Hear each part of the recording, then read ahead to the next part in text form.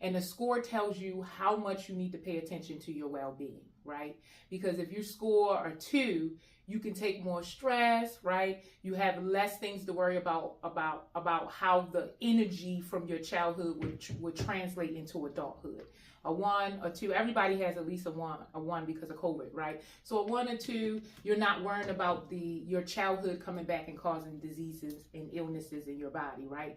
But 4 more, you have to be conscious every single day of what you're doing, making sure that you're practicing wellness every single day. It is non-negotiable, because the energy that you felt throughout your life and as a kid is manifesting in your body as disease and illness if you're not deliberately combating cortisol in the body, right? And so it's non-negotiable. Even though we think it is, the society makes it so that we think that play is optional, but play is a biological need. We have 4 biological needs. That's food, water, sleep, sex, and play, right?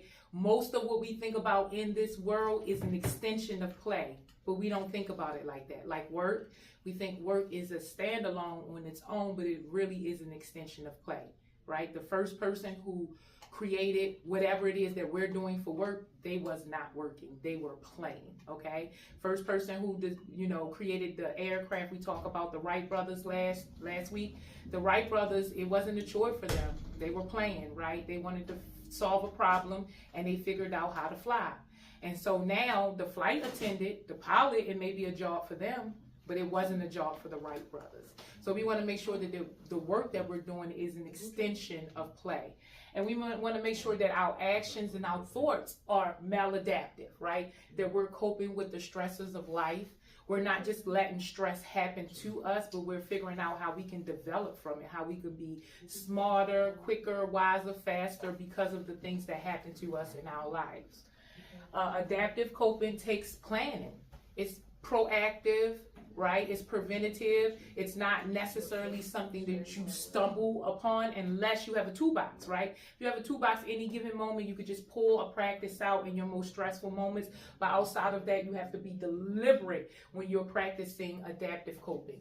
Because again, you can go to the easy maladaptive coping, social media, TV, shopping, gaming, substance abuse. Those are easy to get to. They are convenient in our society. They work in the short term, but long term they have consequences. And you did not decrease the cortisol in your body.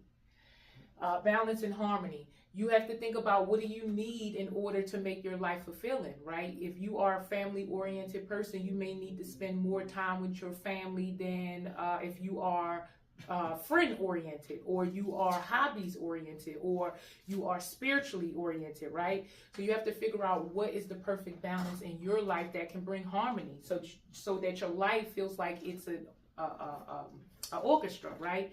So every piece is adding to each other and making it so when your alarm goes off each morning, you're happy to hop out of the bed because you're going to the life that you want to be at, with or have or do. It's yours uniquely. You created it, you designed it. The play to purpose. We have to dedicate time to figure out, why are we here? Why did we work? Right? And when you solve the problem of why you're here and why do you work, you can streamline all of your thoughts, actions, and behaviors through that ideal, right? So everything you do in a day becomes your plate of purpose. You know what it is, the meat, the potatoes you need to have, the veggies, the fruit, the drinks, what you need to have to bring balance and harmony into your life so that you're not overpowering your plate with things that you know you're not going to eat in that day, right? Who wants leftovers? We don't want to leave things on our plate. We want to consume everything that we put on our plate in that day, right? Because I don't want to wake up tomorrow and have to eat the leftovers of yesterday. I want to put just enough on my plate, the things I know that I'm going to do so I can bring my full presence and awareness to them and do them and complete them, right? So I have an empty plate by the end of the day and I feel like I have accomplished something. And that's where the self-love and commitment and agreement comes in, because integrity is honor with thyself. If you say, I'm going to do this, I'm going to do that, this is who I'm going to be, this is what I'm going to have, you have to practice self-love and integrity. And if you're not doing that, then you are kind of just in autopilot going through the motions and you don't feel like that you're living a satisfying and fulfilling life. And who wants to get to the end of their life and realize that they just wasted a whole bunch of time?